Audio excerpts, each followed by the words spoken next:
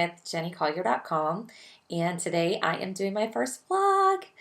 I'm going to answer the questions that you all asked last week. I'm going to only have time for about 5 of them today, but plan on adding more vlog posts in the very near future. So I'm just going to jump right in.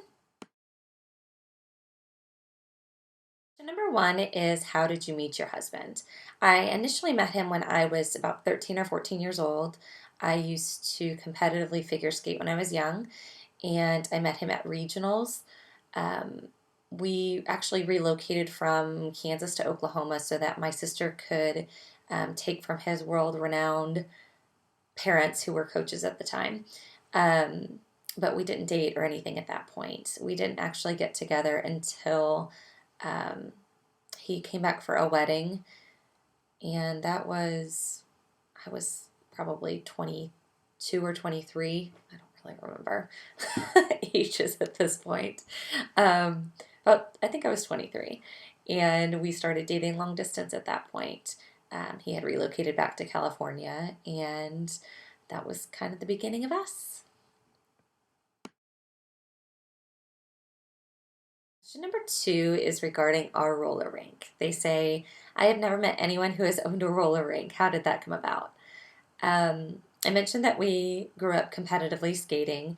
I actually worked at the rink, which my husband's parents owned, from the time I was 14 until I graduated from college.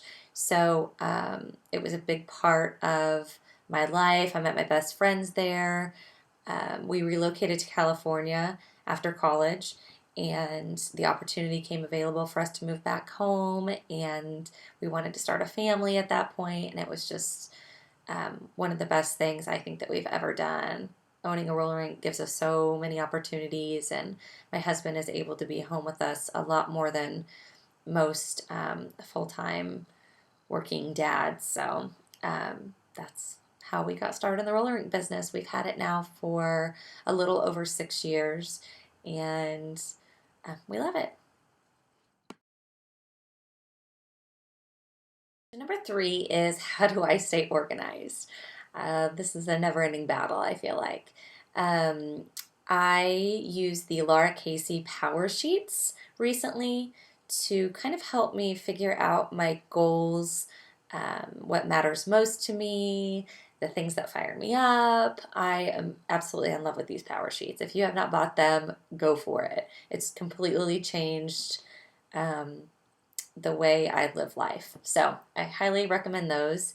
So I fill those out once a month as a monthly tending sheet. And so it kind of lists the things that I want to take care of for the month, business-wise. And then it has a weekly section, like weekly tasks that I need to complete, and also daily.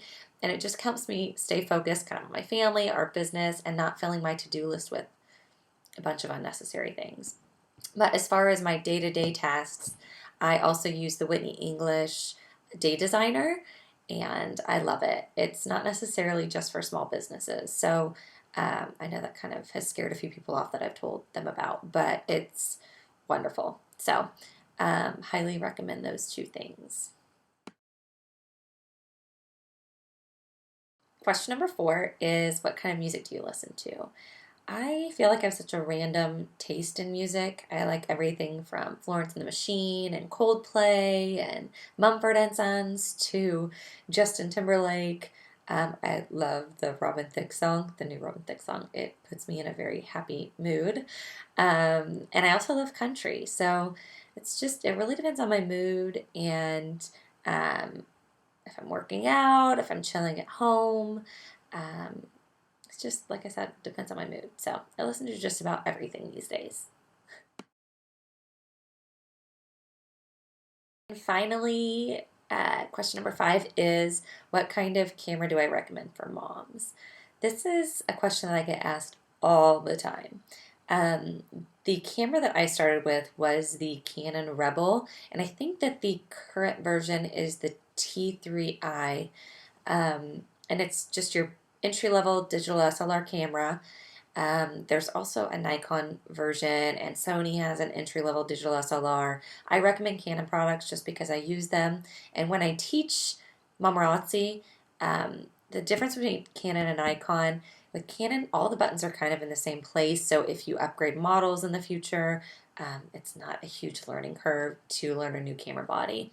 Um, with Nikon, everything is in a strange place. So you have to also be careful with Nikons because some of the lenses are not autofocus and it's based on the camera model. So, like the entry level camera models, you have to make sure that it allows for autofocus on the body of the camera as well. It's very confusing. I was really unsure of that when we first started. So I recommend the Canon Rebel T3i.